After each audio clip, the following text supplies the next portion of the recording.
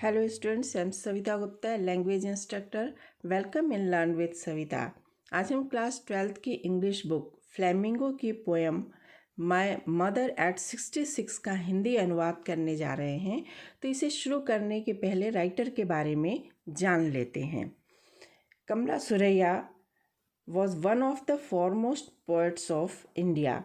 कमला सुरैया, जिनका जीवन काल 1934 से 2009 तक रहा, वे भारत की सर्वश्रेष्ठ पोएट्स में से एक थीं. Her pen name was Madhavikutty and married name was Kamala Das. उनका पेन नाम माधवीकुट्टी और वैवाहिक नाम कमला दास था. She wrote short stories and novels in her mother tongue Malayalam as well as in English. तो उन्होंने अपनी मातृभाषा मलयालम और इंग्लिश दोनों भाषाओं में शॉर्ट स्टोरी और नॉवेल्स लिखे थे. Her work are known for their originality, versatility and indigenous flavour of soil. उनके साहित्य में एक मौलिकता होती थी. उनके अंदर जो जीवन के हर पक्ष में दखल रखने की प्रतिभा थी वो होता था और एक स्वदेशी टेस्ट मिलता था इन कमला दास के पोएम्स में. शी वोन केरला साहित्य एकेडमी अवार्ड एंड साहित्य एकेडमी अवार्ड, और अपने इन सभी सेवाओं के लिए उनको केरला साहित्य एकेडमी अवार्ड और साहित्य एकेडमी अवार्ड से नवाजा गया था. तो पोएम शुरू करने के पहले हम थोड़ा इसका रेफरेंस देख लेते हैं ताकि पोएम को समझने में हमें आसानी हो. वैसे भी एक बहुत ही खूबसूरत सी और आसानी से समझ में आने वाली पोएम है. तो ये पोएम माय मदर एट 66, ये पोएम की राइटर कमला दास के बारे में ही है, जो मानव जीवन के जटिलताओं के बारे में बता रही हैं. ठीक है, तो ये तो सबसे पहले अपनी मानव जीवन के जटिलताओं के बारे में बता रही हैं, है ना. दूसरा ये she was with her mother to spend some time with her. तो हमारी जो पोएटेस हैं वो अपनी छुट्टियों के दौरान अपनी माँ के साथ, उनके साथ थोड़ा टाइम स्पेंड करने के लिए आई थी. She was back to Cochin airport with her mother. और छुट्टियाँ जब ख़त्म हो गई हैं तो अब वे वापस अपने जॉब पर जा रही हैं. जॉब पर जाने के लिए वो जब कोच्चि एयरपोर्ट की ओर कार से जा रही थी तो उस समय वो इस बात को नोटिस करती हैं. She noticed the impact of age on her mother's face. ठीक है, तो वो इस बात को नोटिस करती हैं कि उनकी माँ के चेहरे पर उम्र की छाप स्पष्ट रूप से दिखाई देने लगी. अब ऐसा है कि उम्र का बढ़ना तो एक स्वाभाविक सी प्रक्रिया है, समय के साथ उम्र बढ़ता ही है, पर बुज़ुर्ग होती अपनी माँ को देखकर कमला दास के मन में एक बार फिर जाना पहचाना सा भय उभरने लगता है कि वो अपनी माँ से बिछड़ न जाए, जैसा कि भय वो उनको बचपन में लगता था, है ना.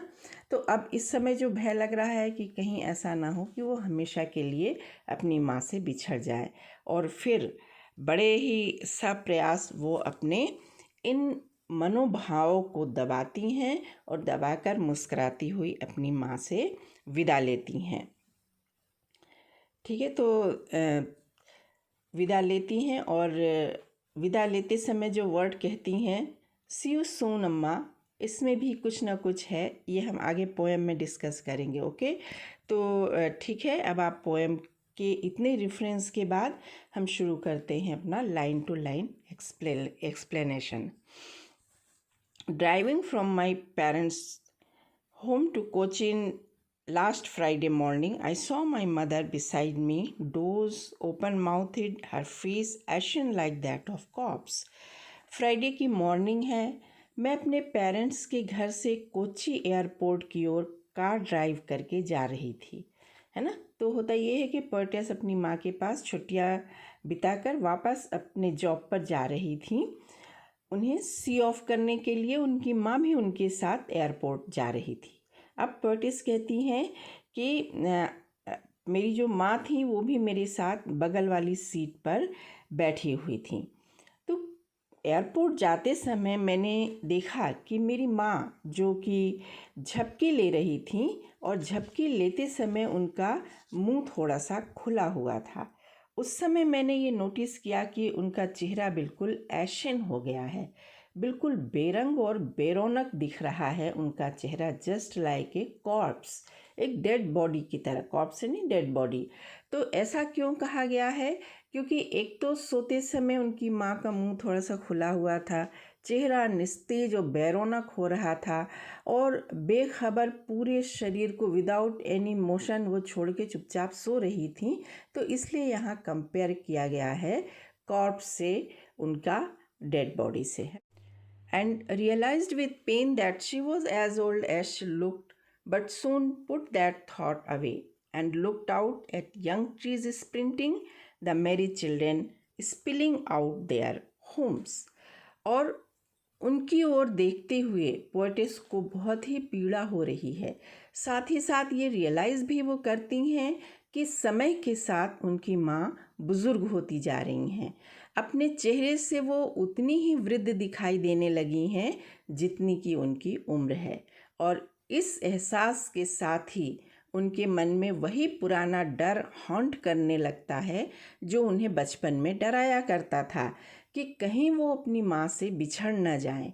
वही पुराना एहसास उनके अंदर फिर उभरने लगता है कि अब तो उनकी माँ काफ़ी एजेड हो गई हैं और उम्र के इस दौर पे उनके साथ कभी भी कोई भी अनहोनी हो सकती है। मृत्यु उन्हें उनकी माँ से कभी भी दूर कर सकती है। उन्हें ये भी फील होता है कि अपने जॉब और अपनी व्यस्तताओं के कारण अपनी माँ को शायद उतना समय नहीं दे पाई जितना कि देना चाहिए। वो कितनी अकेली लग रही हैं। माँ को इस तरह देखने के बाद पोएटिस के दिमाग में उलझती सुलझती विचारों की एक श्रृंखला सी चलने लगती है, और वो इन सभी सैड थॉट से, इन विचारों से निजात पाने के लिए वो कार की खिड़की के बाहर के दृश्यों को देखने लगती हैं। तो बाहर जो सिनारियो चल रहा है उसमें वो दो चीज़ें नोटिस करती हैं। पहला ये कि कार के मोशन के कारण, है ना, she looked out at young tree sprinting, कि कार के मोशन के कारण छोटे छोटे पेड़ भागते हुए प्रतीत हो रहे हैं। और दूसरा ये कि खुशी से भरे हुए बच्चे, छोटे छोटे बच्चे खेलने के लिए अपने घरों से बाहर निकल रहे हैं। तो लिटरली मीनिंग अगर देखा जाए तो इसका यही है, यही बता रहा है, लेकिन ये काफ़ी सिंबॉलिक है और अपने आप में बहुत ही डीप मीनिंग रखता है। तो चलिए चलते हैं, एक एक करके लेते हैं इसको। तो सबसे पहले है यहाँ पर and looked out at young trees sprinting. क्या है लिटरेरी मीनिंग के अलावा यहाँ पर इसका क्या सिंबॉलिक मीनिंग है, डीप मीनिंग है, वो देखते हैं कि खिड़की के बाहर जो छोटे छोटे पेड़ हैं वो कार के अपोजिट डायरेक्शन में मूव करने के कारण भागते हुए प्रतीत हो रहे हैं। तो विपरीत दिशा में तेज़ी से भाग रहे छोटे छोटे पेड़ जो हैं वो तेज़ी से भागते हुए समय का प्रतीक हैं। समय कितनी तेज़ी से गुजर जाता है, कब हम छोटे से बड़े और बड़े से वृद्ध हो जाते हैं हमें पता ही नहीं चलता है। और इस तरह समय के तेज़ी से भागने के साथ उम्र भी तेज़ी से बढ़ती जाती है ना। ये तो सिंबलाइज कर रहा है, साथ में ये भी सिंबलाइज कर रहा है ये कि यंग ट्रीज़ में लाइफ है, विगर है और एनर्जी भी है। ठीक है, नेक्स्ट जो लाइन है हमारे पास वो ये है, the Mary children spilling out of their homes. तो दूसरी जो लाइन है वो ये बता रहा है कि छोटे छोटे बच्चे, खुशी से भरे हुए जो बच्चे हैं वो क्या कर रहे हैं, अपने घरों से बाहर आ रहे हैं, है ना। तो खुशी से भरे हुए बच्चे, खुशी भी कैसी है जो कि उनके चेहरे से छलकी पड़ रही है बच्चों के चेहरे से, है ना। तो इस लाइन के थ्रू बच्चों और माँ के बीच में एक कंट्रास्ट बताया गया है। एक और बच्चे हैं जो एनर्जेटिक है, लाइवली है, फुल ऑफ लाइफ है, खुशियाँ उनसे छलकी पड़ रही हैं और अपनी इस खुशी के कारण वो ग्लो कर रहे हैं। और दूसरी ओर इन बच्चों के ठीक कंट्रास्ट में पोएटिस हैं, पोएटिस की माँ हैं जिनका फेस बिल्कुल बेरौनक, लाइफलेस लग रहा है। क्यों? Because of the old age. तो ये दो डीप मीनिंग इन लाइनों में दी गई हैं। But after the airport's security check, standing a few yards away, I looked again at her, wan, pale as a late winter moon. तो इन्हीं दृश्यों को देखते समझते पोएटिस एयरपोर्ट पहुंच जाती हैं। बोर्डिंग के पहले सिक्योरिटी चेक होती है, उसे क्रॉस करके पोएटिस जब उधर खड़ी रहती हैं तो वहीं से कुछ यार्ड की दूरी पर खड़ी अपनी माँ को फिर से देखती हैं। तो इस बार भी उन्हें उनकी माँ का चेहरा बिल्कुल वैन एंड पेल यानी कि कलरलेस और निस्तेज सा लगा। लेकिन इस बार वो अपनी माँ के चेहरा का जो कंपैरिजन है वो किससे कर रही हैं? With a late winter moon. तो ऐसा कंपैरिजन क्यों दिया गया है? क्योंकि विंटर यानी ठंड के मौसम में चारों ओर फॉग रहता है, कोहरा फैला रहता है, जिसके वजह से चांद बिल्कुल अस्पष्ट सा, बिल्कुल धुंधला सा दिखाई देता है। ठीक वैसा जैसा कि अभी पोएटिस की माँ का चेहरा दिखाई दे रहा है, बेरंग और लाइफलेस। चेहरे पर पीलापन है और कोई ग्लो भी नहीं है, क्योंकि बढ़ती उम्र के कारण उनके चेहरे का ग्लो भी ख़त्म हो चुका है। ठीक है, तो यहाँ जो विंटर पेल मून से लेट विंटर मून से जो कंपेयर किया गया है, तो यहाँ एक सिंबोलिज्म और है। यहाँ विंटर जो है वो एंड ऑफ द सीज़न को रिप्रेजेंट करता है और लेट विंटर मून जो है यानी कि शरद ऋतु का ढलता हुआ चांद जो है वो रिप्रेजेंट कर रहा है एंड ऑफ लाइफ यानी ओल्ड एज और डेथ को। तो यहाँ पोएटिस ने माँ की चेहरे की तुलना दो बार की है, दो चीज़ों से। पहला कंपैरिजन है कॉर्प्स के साथ और दूसरा कंपैरिजन है लेट विंटर मून के साथ। And felt that old familiar एक्ट my childhood fear, but all I said was see you soon Amma, and all I did was smile and smile and smile. तो airport पहुंचकर जब poet's माँ के चेहरे पर नज़र डालती हैं और जब उन्हें अपनी माँ का चेहरा शरद ऋतु के चांद की तरह ढलता हुआ प्रतीत होता है, तो उनके अंदर फिर वही पुराना डर सिर उठाने लगता है जैसा उन्होंने बचपन में फील किया हुआ होता है। ठीक है, कि कहीं उनसे उनकी माँ बिछड़ ना जाए। इनफैक्ट हर यंग चिल्ड्रन जो होते हैं माँ का पल्लू थामे रहते हैं।